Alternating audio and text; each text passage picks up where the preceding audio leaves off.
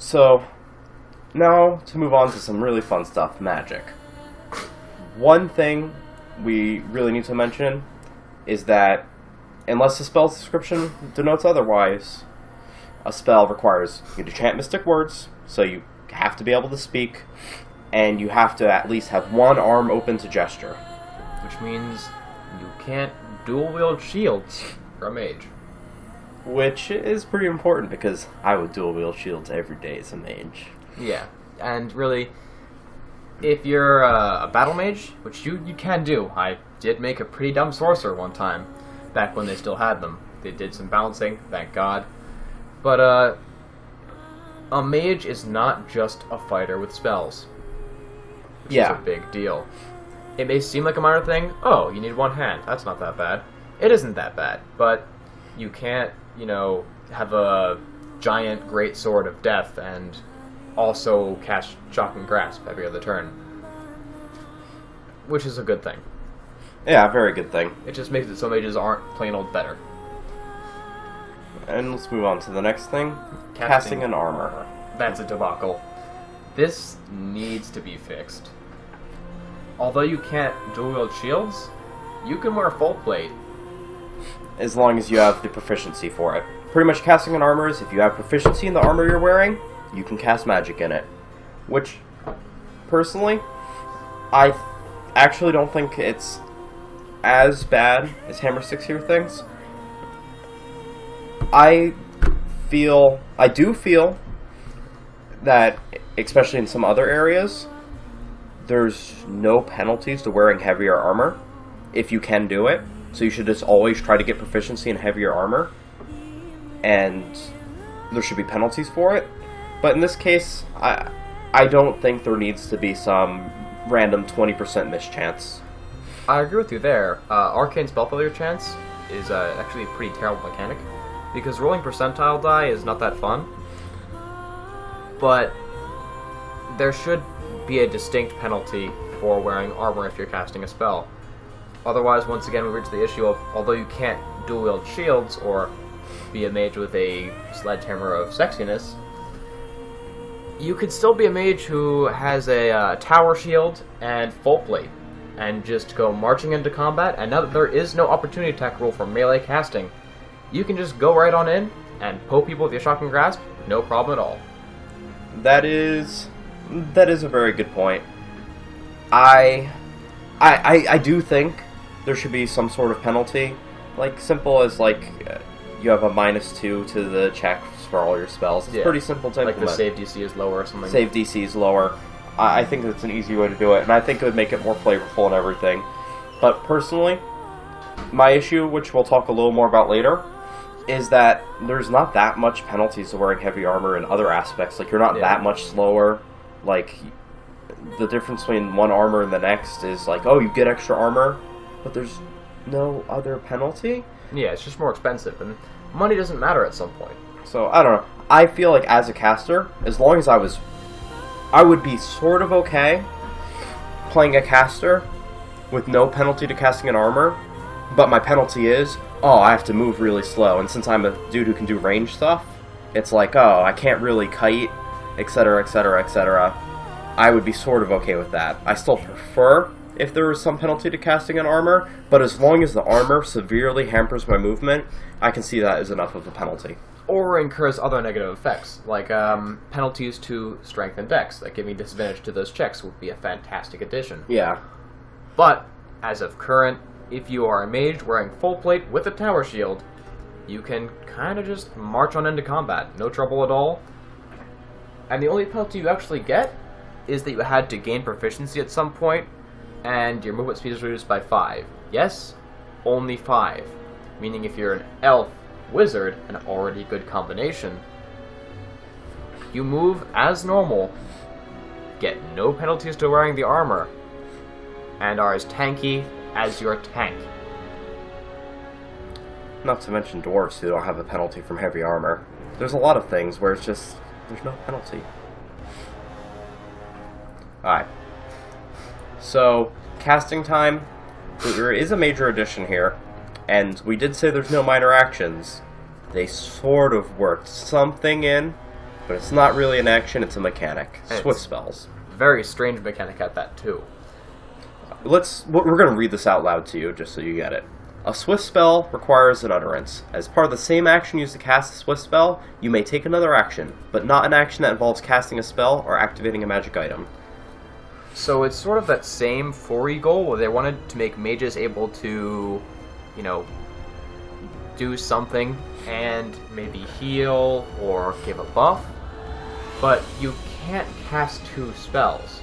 A swift spell is a spell that's so fast you can't cast other spells, which doesn't make much sense. It's more a balance fix, but it's really peculiar and very confusing.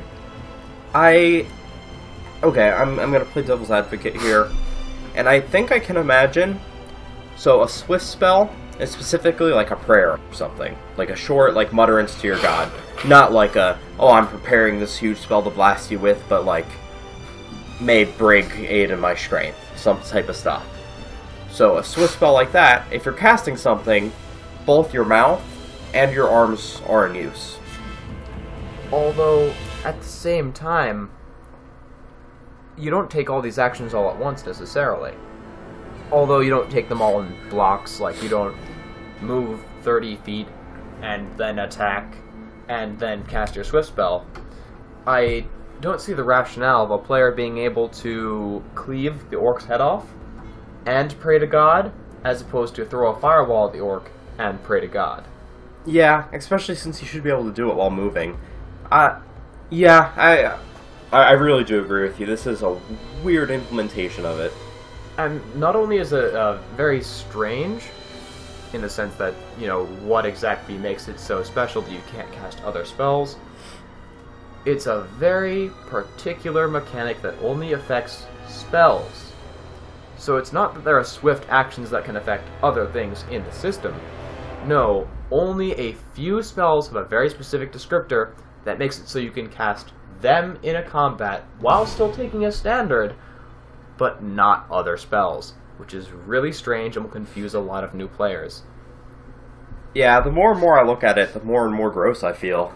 It's just grody. At this point, I honestly think Pathfinder did it best, where they had minor actions, swift actions, but they only used it occasionally. Yeah, they had it, but they didn't abuse it. And they didn't underuse it either. Swift actions pop up sometimes. It's rare that they will, but you will find it every now and then.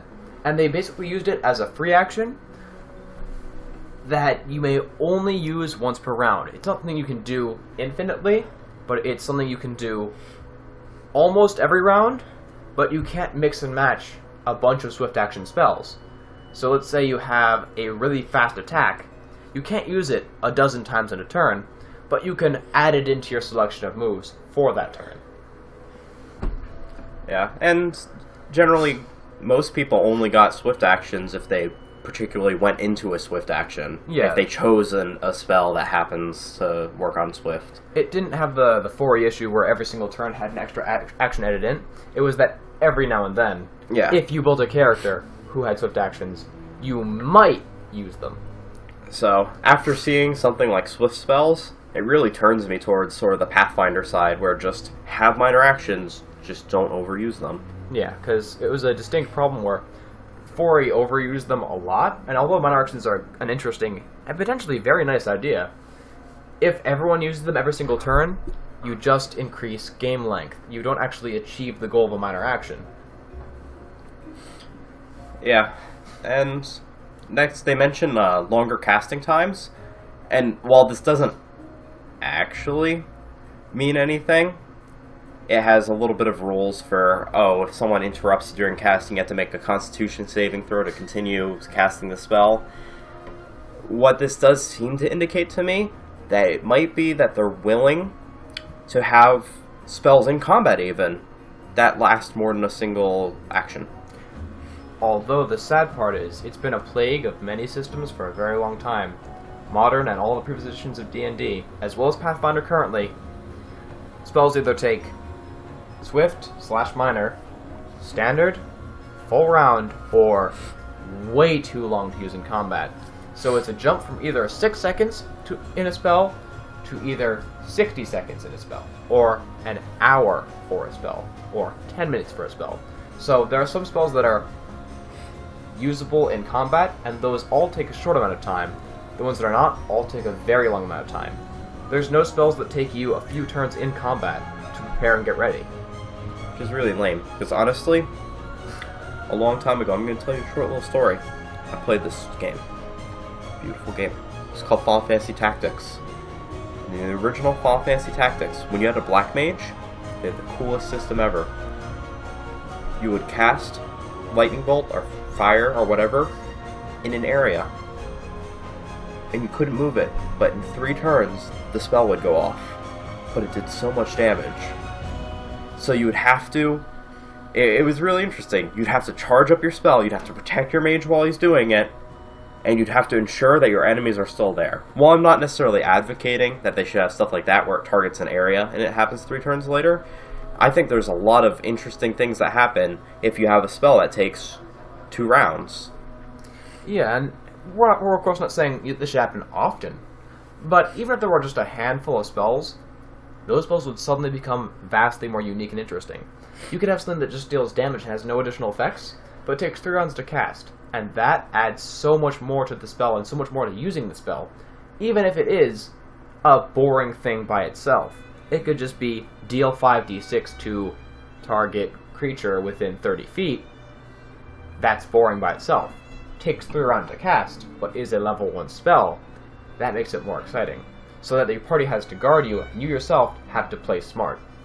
You have to get into position before you start casting the spell, because if you're in the middle of everything when you start casting the spell, well, honey, you're fucked. Someone will interrupt you, and you'll lose it.